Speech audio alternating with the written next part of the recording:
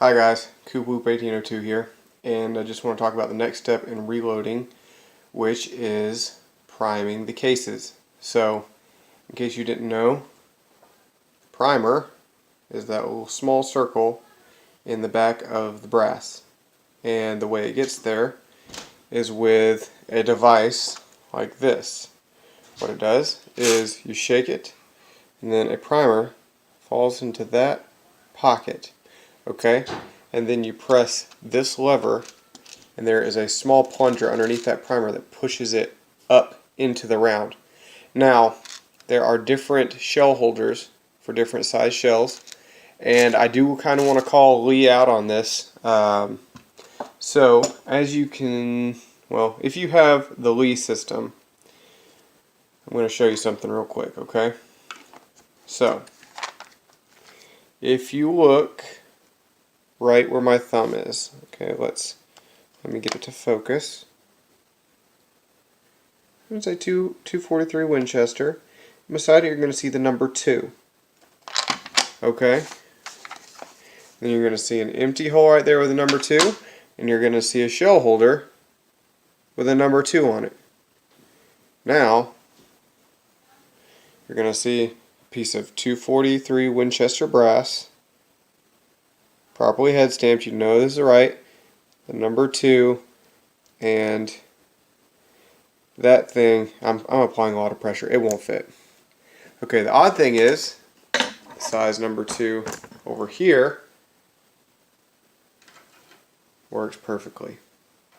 So you may ask, how in the world did you get a primer in that brass?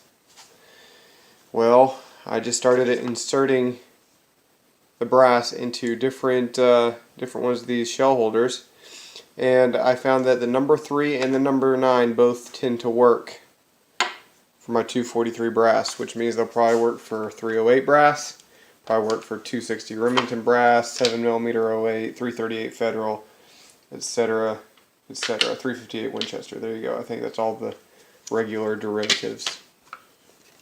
So, just to prove that it works, and I had to figure this out on my own, thanks Lee. Have the size number 3 in here. You can see the primer is ready to go. Slide that on in, and all I gotta do is get it right here. I'm gonna press firmly all the way through. And what I've heard is it's very important to be consistent with how much pressure you put. Okay. Looks about the same to me. They are not sticking out further. Excellent. So what I'm doing is I'm priming this brass, and then as I prime it I'm moving it forward 1, so I know I've already primed it. That being said, that's the next step in the process. There we go. It's a little less boring to look at.